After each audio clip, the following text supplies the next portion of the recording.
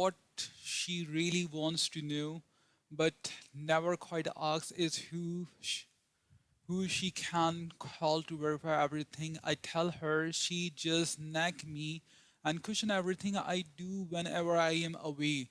It's taking the bloom out of this whole experience. I really don't enjoy it all at all. He did look pretty miserable. We talked for a while and then he made a very interesting comment. I guess she knows all the questions to ask. He said a little sheepishly, it was at a seminar like this that I met her when I was married to someone else. I considered the implication of his commitment and then said, "You are kind of into quick fix, aren't you?" "What do you mean?" he replied. Well, you like to talk, well, you like to take a screwdriver and just open up your wife's head and rewrite that attitude of hers really fast, wouldn't you? Sure, I like her to change, he exclaimed. I don't think it's right for her to constantly grill me like she does. My friend, I said, you can't talk your way out of problem you behave yourself into. We are dealing with a very dramatic and very fundamental paradigm shift here. You may try to lubricate your social interaction with personality, technique, and skills, but in the process, you may truncate the vital character base. You can't have the fruit without the roots.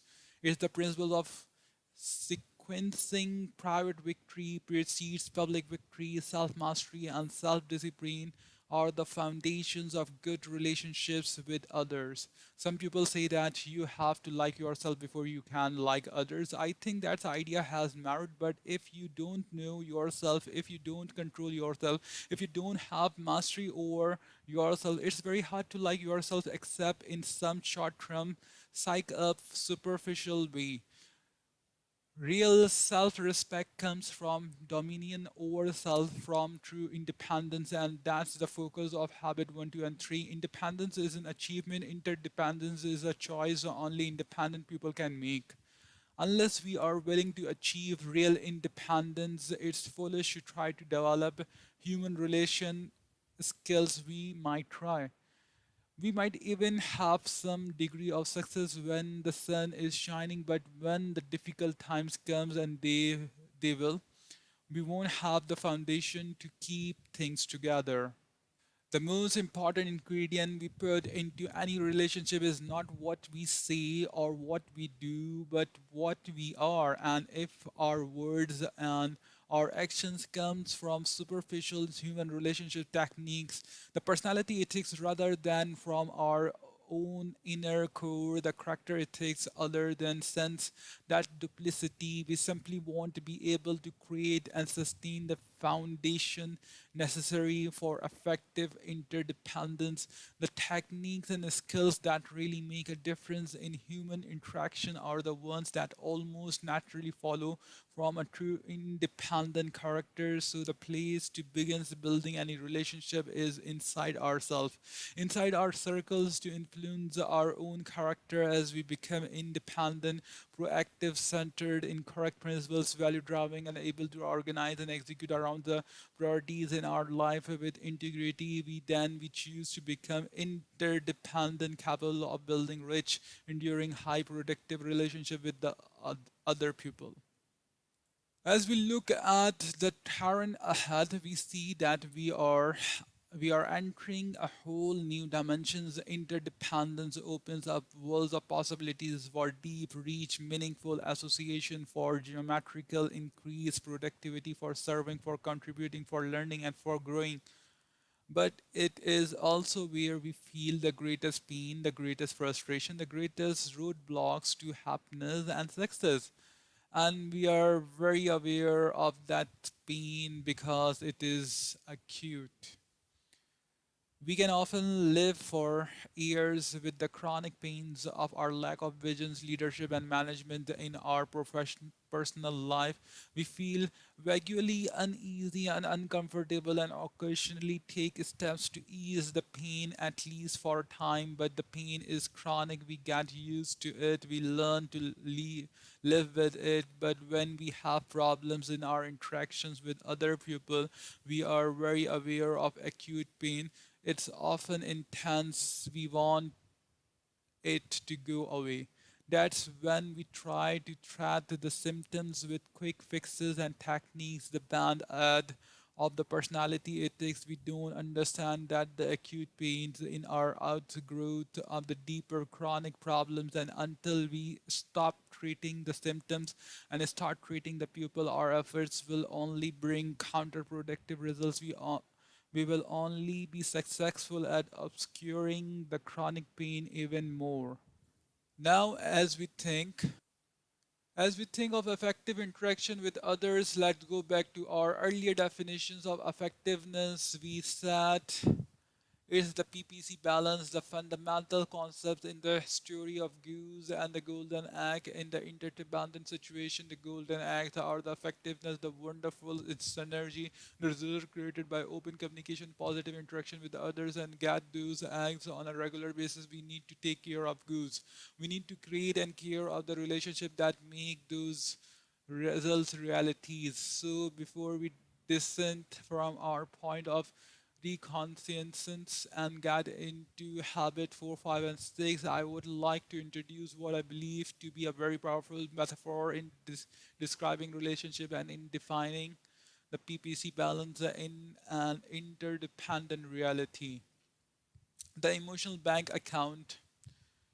We will know what a financial bank account is. We make deposit into it and build up a reserve from which we can make withdraw when we need to. An emotional bank account is a metaphor that describes the amount of trust that been built up in a relationship. If the feeling of safeness you have with another human being, if I make deposit into an emotional bank account with you through courtesy, kindness, honesty, keeping my commitment to you, I build up a reserve.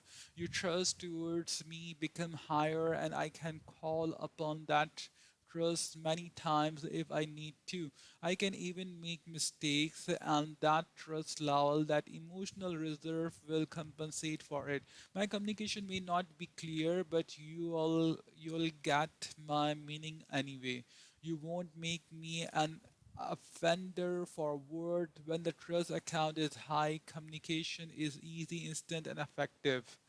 But if I have a habit of showing discourtesy, disrespect, cutting you off, overreacting, ignoring you, becoming arbitrary, betraying your trust, threatening you, or playing little thin God in your life, eventually my emotional bank account is overdrawn. The trust level gets very low. Then what flexibility do I have? None. I am walking on mine fields. I have to be very careful of everything I say. I measured every word. It's tension city, memo heaven. It's protecting my backside. Politicking, and many organizations are filled with it. Many families are filled with it. Many marriages are filled with it. If a large reserve of trust is not sustained by containing deposit, a marriage will deteriorate. Instead of rich, spontaneous understanding of communication, the situation becomes one of the accommodation where two people simply attempt to live in independent lifestyles in a fairly respectful and tolerant way. The relationship may further deteriorate to one of hostility and defensiveness.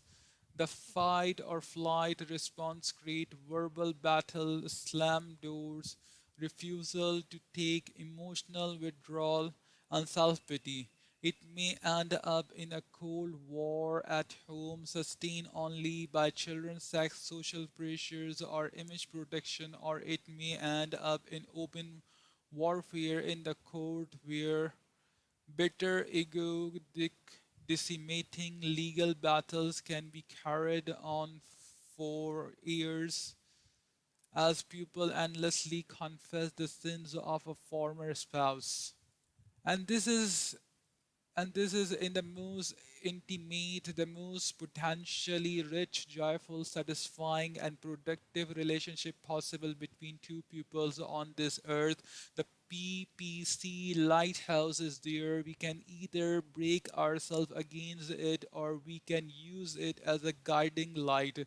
Our most constant relationship, like marriage, require our most constant deposit with continuing expectation. Old deposit evaporate if you suddenly run into an old high school friend you haven't seen for years. You can pick up right where you left off because the earlier deposit are still there, but your account with the people you interact with on a regular basis require more constant investment. There are sometimes automatic withdrawals in your daily interaction or in their perception of that of you that you don't even know about. This is especially true with teenagers in the home.